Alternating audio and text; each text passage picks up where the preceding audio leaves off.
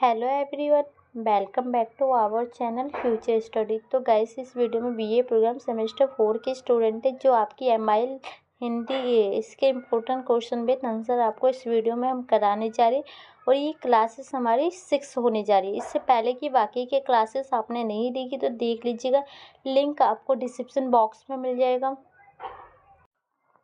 तो देख सकते हैं आपके सामने क्वेश्चन लिखा है। सबसे पहले आप देखिए, जो यूनिट आपका थर्ड है उसका जो चैप्टर आपका फर्स्ट है, इसके हमने यहाँ पर इम्पोर्टेंट क्वेश्चन ले रखे हैं। क्वेश्चन ये देखिए, आचार्य रामचंद्र शुक्ल जी की निबंध शैली की विशेषता का वर्णन कीजिए। तो जो इनकी विशेषता का वर्णन करना है आपको। क्वेश्चन समझ में आ गया, चलिए आंसर देखते हैं। तो आंसर यहाँ से स्टार्ट है। तो इसकी विशेषता है, आप देख सकते हैं, आचार्य रामचंद्र शुक्ल जी हिंदी के साहित्य इतिहासकार, निबंधकार, अहम कवि हुए। तो ये जो क्या थे, हिंदी के जो साहित्यिक इतिहासकार और निबंधकार और कवि थे ये। आचार्य रामचंद्र शुक्ल जी ने हिंदी निबंध लेखन को ही नहीं एक नई दिशा और गरिमा प्रदान की, बल्कि हिंदी साहित्यिक इतिहास को भी इतने सरल एवं वैज्ञानिक ढंग से प्रस्तुत किया कि आज तक हिंदी साहित्य का इतिहास लिखने वाला कोई विद्वान उनकी बनाई सीमाओं को नहीं तोड़ पाया। तो जो यहाँ तक कि जो निबंधकार ही नहीं, साहित्यकार भी ये थे कि इतनी अच्छे से इन्होंने साहित्य की रचना की है ना, कि कोई भी वैज्ञानिक जो अच्छे तरीके से बनाते हैं, इनकी जो बनाई गई सीमाओं को तोड़ नहीं पाया है। ठीक है, इसके आगे देखते हैं। हिंदी साहित्य की विभिन्न विधाओं के विकास में आचार्य रामचंद्र शुक्ल जी का योगदान अत्यधिक महत्वपूर्ण रहा। तो जो भी हिंदी के जो विकास में होती है विधाओं का, उसमें जो आचार्य रामचंद्र शुक्ल है उनका ही योगदान महत्वपूर्ण माना जाता है। कविता, गद्य, निबंध, आलोचना एवं साहित्य इतिहास लेखन में उनका स्थान अद्वितीय है। हिंदी निबंध लेखकों में उनका स्थान समुच्च है और उनकी तुलना अंग्रेजी के श्रेष्ठ निबंध लेखक बेकन से की जाती है। तो जो आपको यहाँ समझ में आया कि जो कविता से लेकर, निबंध से लेकर, आलोचना, साहित्य, सभी में उनका स्थान एक अद्वितीय, एक ऊंचे स्थान पर माना जाता है। जो हिंदी निबंध के लेखक होते हैं ना, उनके स्थान के अकॉर्डिंग भी देखा जाए ना, उनका स्थान सबसे ऊंचा माना जाता है। जो अंग्रेजी के श्रेष्ठ निबंध लेखक होते हैं ना, बेकन, उनसे उसकी तुलना की जाती है। ठीक है, यहाँ तक आपको समझ में आया। इसके आगे देखिए, शुक्ल जी के निबंधों की विशेषता का अध्ययन हम निम्नलिखित 2 शीर्षकों के अंतर्गत कर सकते हैं। तो इनकी जो विशेषता का अध्ययन करने के लिए हमें 2 पॉइंट के अंदर हम इसकी विशेषता का अध्ययन कर सकते हैं। तो पॉइंट क्या है, तो ये देखिए नीचे। तो फर्स्ट पॉइंट है विषय वस्तु संबंधित विशेषता है। सेकेंड है भाषा शैली विषय विशेषता है। मतलब कि एक तो विषय वस्तु के अकॉर्डिंग, एक भाषा शैली के अकॉर्डिंग इनकी विशेषता है। 2 टाइप की होगी। तो देखिए एक एक करके। विषय वस्तु संबंधित विशेषता, आचार्य शुक्ल जी के निबंध मूलक चिंतामणि के 3 भागों में संकलित है। ये निबंध 2 प्रकार के हैं। तो ये 2 प्रकार के होते हैं, मनोविकास समृद्ध, साहित्य समीक्षा संबंधित। तो ये तो 2 टाइप है। फिर इसके अंदर इस वाले में का फर्स्ट पॉइंट का भी 2 टाइप यहाँ पर दिया गया है। देखिए अब इसके बारे में देखते हैं। मनोविकास संबंधित निबंधों में क्रोध, हिंसा, श्रद्धा और भक्ति तथा लोभ आदि को लिया जा सकता है। तो इसमें क्या क्या चीज़ों के बारे में आपको टॉपिक में बात की जाएगी। निबंध में क्रोध भी हो सकता है, श्रद्धा भी हो सकता है, भक्ति भावना भी हो सकता है, लोभ भी हो सकता है। इन सभी टॉपिक को अकॉर्डिंग ये देखा जा रहा है।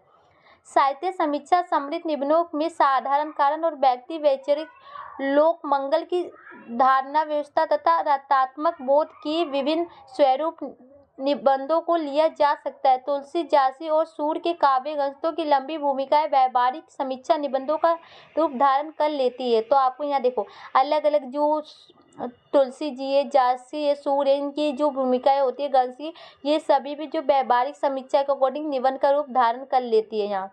ठीक है, इसके आगे देखिए।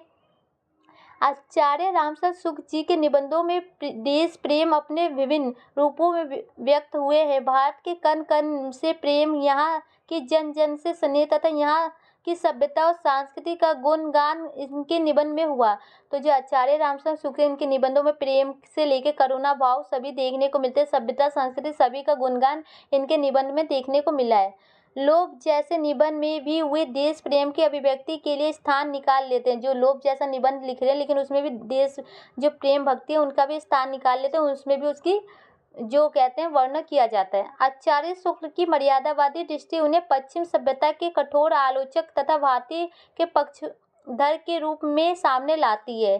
तो इनकी एक तरह से ये देखा जाए, कठोर आलोचक के रूप में भी ये सामने आते हैं। कहाँ की, तो जो पश्चिम सभ्यता है उसके अकॉर्डिंग। ठीक है, इसके बाद देखिए, समीक्षा के क्षेत्र में भी वे भारतीय काव्यशास्त्र के सिद्धांतों को पश्चिम के सिद्धांत से कई अधिक महत्व देते हैं।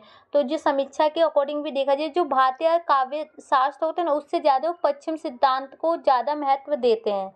समीक्षात्मक निबंधों में अपने करो शास्त्रवाद का समर्थन नहीं किया, बल्कि भावुकता के साथ साथ निष्पक्षता उनके निबंधों का श्रृंगार रहती है। तो उनके निबंध में श्रृंगारों का भी देखा जाता है।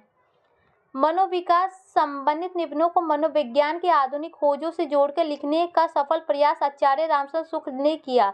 अपने मनोविकास समृद्ध निबंध कोरे मनोवैज्ञानिक सिद्धांतों पर आधारित न होकर साहित्य अहम सांस्कृतिक बोध से भी संपन्न करता है।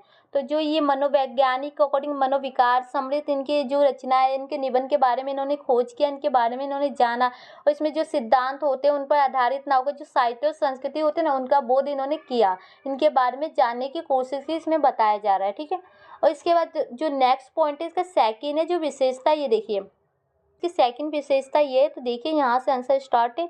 आचार्य रामचंद्र शुक्ल जी के निबंधों के महत्व को सभी विद्वानों ने स्वीकार किया। हिंदी के बेकन कहे जाने वाले आचार्य शुक्ल के निबंधों की स्वयं प्रथम विशेषता उनकी मौलिकता और ताजगी है। आचार्य शुक्ल चमत्कार उत्पन्न करने के लिए मौलिकता का समर्थन नहीं करते। उनकी मान्यता है, उनका विषय विवेचना, उनकी तर्क सिद्धांत, उनके द्वारा जुटाए गए सरल साहित्य उदाहरण ही नहीं उनके निबंधों को मौलिक बनाते हैं। तो मतलब कि जो इनके यहाँ ये कहा जा रहा है, जो आचार्य रामचंद्र शुक्ल के महत्व के बारे में यहाँ पर कुछ विद्वानों द्वारा स्वीकार किया गया है कि वो एक अच्छे विद्वान है, उनकी विशेषता मौलिकता, उनकी ताजगी सभी उनके निबंध में वो देखने को मिलती है। उनके चमत्कारों के बारे में देखा जा सकता है और साहित्य के उदाहरण में भी उनके निबंध के मौलिकता बनते हैं। व्यक्तिता उनकी निबंध शैली की दूसरी विशेषता है। तो ये दूसरी विशेषता उनके अपनी मान्यताओं का पूर्ण विश्वास था और उनका यह विश्वास उनके लेखन में झलकता है। उनके निबंध किंतु परंतु की दुविधाओं शैली से नहीं पनपते, बल्कि ऐसा ही है, ऐसा माना जाना चाहिए, ऐसे वाक्यों की विश्वास शैली में लिखे जाते हैं। मतलब कि कुछ होता है ना कि जैसे कोई हमें कुछ लिखना होता है टॉपिक, किंतु परंतु ये सब शब्दों का यूज करते हैं, लेकिन ऐसा उसमें कोई भी कुछ नहीं है। लेकिन इनके में यही है कि इन्होंने जो बोल दिया वही होना है तो होना है, तो ऐसा माना जाना चाहिए। उसमें किंतु परंतु का शायद का ऑप्शन नहीं होता। ठीक है, इसके आगे देखिए, प्रयोग उनके गहन चिंतन एवं आत्मविश्वास का सूचक है। जो भी वो प्रयोग करते हैं उनके आत्मविश्वास को अकॉर्डिंग किया जाता है, वो पूरा सूचक है। उनकी निबंध शैली को समाज शैली कहा जा सकता है।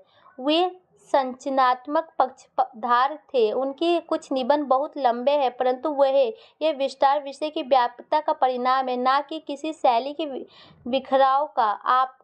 आपके निबंधों हृदय तथा बुद्धि का समुच्चय योग है। तो फाइनली गाइस ये देख सकते हैं यहाँ पर इसका क्वेश्चन का आंसर कंप्लीट हो चुका है। नेक्स्ट वीडियो आएगी जिसमें हम आपको यूनिट 3 का चैप्टर 2 करा देंगे। तो वीडियो अच्छी लगे तो लाइक शेयर कीजिएगा, चैनल पर न्यू है तो सब्सक्राइब, वीडियो को ज़्यादा से ज़्यादा शेयर करने की कोशिश कीजिएगा। Thank you.